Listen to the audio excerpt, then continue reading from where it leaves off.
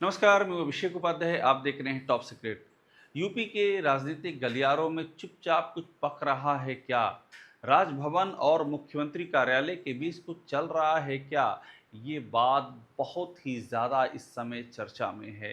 कुछ तो ऐसा हुआ है जो आज के पहले नहीं हुआ था, और वो कुछ ऐसा क्या हुआ है, जब आप जानेंगे तो आप भी दंग रह जाएंगे और आपको लगेगा कि जिस बात का इंतज़ार था 2024 मई के बाद से, ये लगातार बात चल रही थी कि जो लड़ाई है लखनऊ बीजेपी के भीतर और लखनऊ और दिल्ली के भीतर, उसका क्लाइमेक्स आज नहीं तो कल आना ही आना है। उस क्लाइमेक्स को कोई रोक नहीं सकता है। सवाल ये है कि क्या उस क्लाइमेक्स के दिन अब नज़दीक आ रहे हैं? इस बीच में गोरखपुर के अंदर, गोरखपुर यानी कि सीएम सिटी के अंदर राज्यपाल जाती हैं। गोरखपुर विश्वविद्यालय का दीक्षांत समारोह होता है, वहाँ पर वो भाषण देती हैं और वो ऐसी बात कहती हैं कि लोग दंग रह जाते हैं। राज्यपाल गोरखपुर के भीतर जाकर के गोरखपुर की कमियों का अंबार लगा देती हैं, गोरखपुर के भीतर, और वो कुछ नहीं छोड़ती हैं। ना बिजली, ना पानी, ना सफाई, यहाँ तक कि दारू और ड्रग्स तक, सबका नाम लेती हैं कि देखिए गोरखपुर की तस्वीर क्या है गोरखपुर के भीतर। और बड़ी बात है, जब राज्यपाल बोलना शुरू करती हैं तो पहले ये बता देती हैं कि हो सकता है बुरा लगेगा। ये कहती हैं कि बुरा लगेगा। अब आप समझिए किसको बुरा लगेगा। और फिर ये कहती हैं ये सीएम सिटी का हाल, यहाँ से कहानी शुरू होती है। आप ज़रा ये सुन लीजिए, गवर्नर गोरखपुर जाकर के क्या कह रही थी और उसके मायने क्या हैं। और ये तो गोरखपुर है जहाँ स्वयं हमारे मुख्यमंत्री विराजमान हैं। तो आपने जो ये सुना, जहाँ वो ये कह रही हैं कि ये सीएम सिटी है, अब बुरा लगेगा लेकिन मैं हाल बताऊंगी सीएम सिटी का। और इसके बाद जब गवर्नर बताना शुरू करती हैं तो मैं फिर से कह रहा हूँ कि आप गिनते जाइए क्या है जो उन्होंने छोड़ा है। ये जानते हुए कि ये गोरखपुर है, ये जानते हुए कि योगी आदित्यनाथ यहाँ से विधायक हैं, ये जानते हुए कि योगी आदित्यनाथ मुख्यमंत्री हैं, ये जानते हुए कि वो कभी इसी पार्टी में रही हैं, बड़े पद पे रही हैं, और ये जानते हुए भी कि चुनाव सर पर हैं। अगर राज्यपाल आकर के गोरखपुर के हालातों की चिंदी चिंदी बिखेर देती हैं तो आप समझ लीजिए कि अंदर खाने में क्या चल रहा है। सुनिएगा गवर्नर ने अब जो कहा गोरखपुर की भीतर की सिचुएशन के बारे में, गोरखपुर विश्वविद्यालय के भीतर क्या हो रहा है, वो बताता है कि मामला कितना संवेदनशील है। दूसरी बाइट सुनिए। कि जो रिपोर्ट आए ये वीसी को दे दिया जाए और भविष्य में ऐसा न हो इसके लिए प्रयास हो।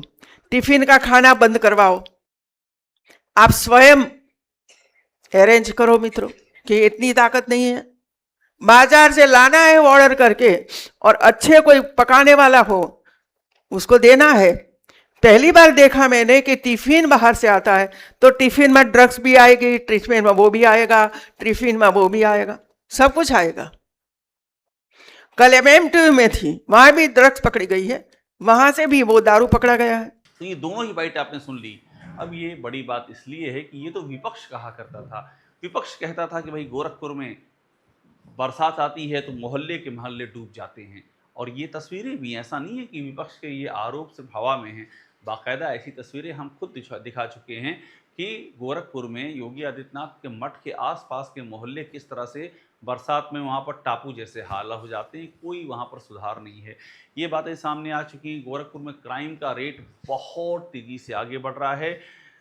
अखबार, गोरखपुर के बड़े अखबार ये लिख रहे हैं कि एक साल के भीतर 50 से ज़्यादा मर्डर गोरखपुर के भीतर, अनसॉल्व्ड केसेस, सॉल्व ही नहीं हो पा रहे गोरखपुर के भीतर। ये सब कहानियाँ बाकायदा रह रह करके सामने आ रही। बिजली के बुरे हालात गोरखपुर के भीतर, मैं फिर कह रहा हूँ ये सब चीज़ें सामने आ रही हैं। लेकिन अगर ये बात विपक्ष कहे, अगर ये बात मान लीजिए बीजेपी का ही कोई साधारण नेता कह दे तो भी गनीमत है, लेकिन जब खुद गवर्नर गोरखपुर में आकर के ये बात कहें तो बहुत बड़ा मुद्दा हो जाता है। और वो भी तब जबकि योगी आदित्यनाथ और उनकी टीम लगातार गोरखपुर को एज ए मॉडल पेश करती है।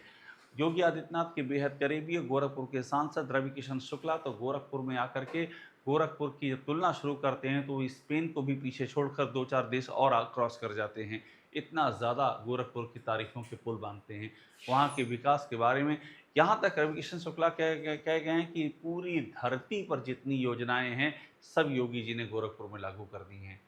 और इधर गवर्नर बता रही हैं कि असली हालात गोरखपुर के क्या हैं, सीएम सिटी का हाल कितना बुरा है। अब आप सोचिए, इतना होता है, इसके बाद क्या होता है? इसके बाद योगी आदित्यनाथ 24 घंटे के भीतर उनका कार्यक्रम होता है, वो अंबेडकर नगर में होता है। अब यूपी के अंबेडकर नगर में आकर के योगी आदित्यनाथ नोएडा की कहानी सुनाते हैं। नोएडा के बारे में मशहूर है कि जो सीएम यहाँ पर जाता है वो फिर लौट कर गद्दी पर नहीं आता है। अब गवर्नर के ये कहने के 24 घंटे के अंदर योगी आदित्यनाथ अंबेडकर नगर जाते हैं और वहाँ एक कार्यक्रम के दौरान वो नोएडा की याद करते हैं और नोएडा के इसी अंधविश्वास को दोबारा पढ़ते हैं, कहते हैं, बाँचते हैं और ये कहते हैं कि भाई नोएडा के बारे में कहा जाता है कि वहाँ पर जो सीएम जाता है उसकी कुर्सी चली जाती है, मेरी कुर्सी आज चली जाए कोई फर्क नहीं पड़ता, ये सब बातें करते हैं। अब सवाल ये कि अगर योगी आदित्यनाथ ये बात नोएडा में जाके की होते तो फिर भी समझ में आता कि चलिए नोएडा आए इसलिए कर रहे हैं। अंबेडकर नगर जाकर के नोएडा के इस अंधविश्वास की याद क्यों कर रहे हैं योगी?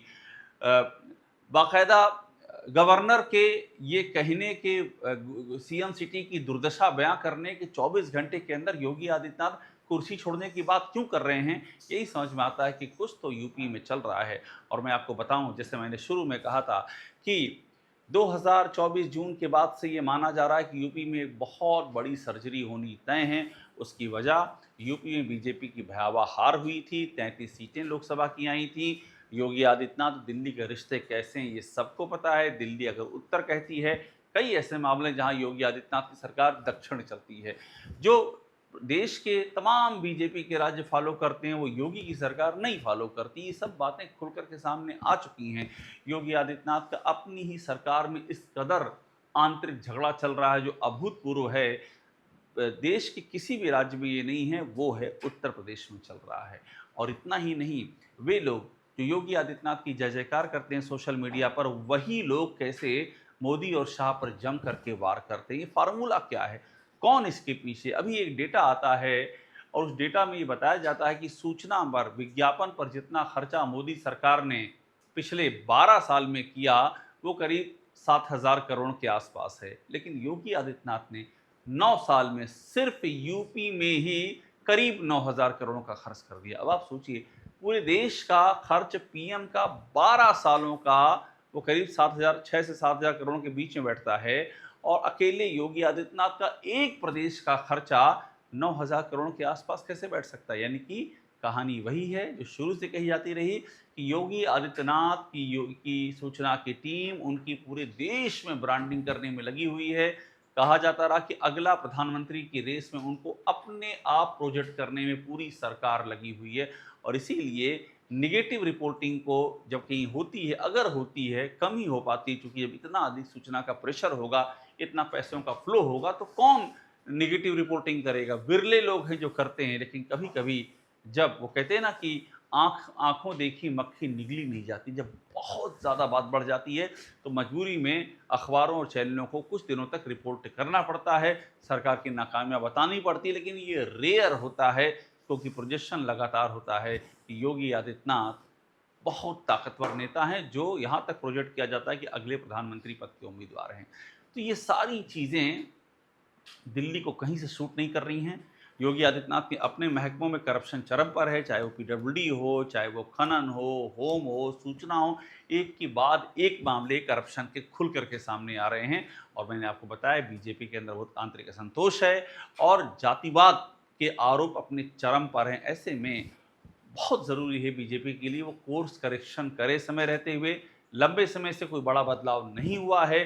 2024 जून के बाद से एकदम पॉलिसी पैरालिसिस से सब कुछ ठप पड़ा। इसका मतलब ये है कि एक बड़ा बदलाव दस्तक दे रहा है। और अभी जो गवर्नर और मुख्यमंत्री के बीच जो बातें इशारों में सामने आई, वो ये बताती हैं कि यूपी में बड़ा भूचाल, बड़ा बदलाव काफ़ी करीब आ चुका है और इसके संकेत बहुत ही साफ दिखाई दे रहे हैं। टॉप सीक्रेट देखते रहिए, लाइक कीजिए, इसे आप सब्सक्राइब ज़रूर कर लीजिएगा।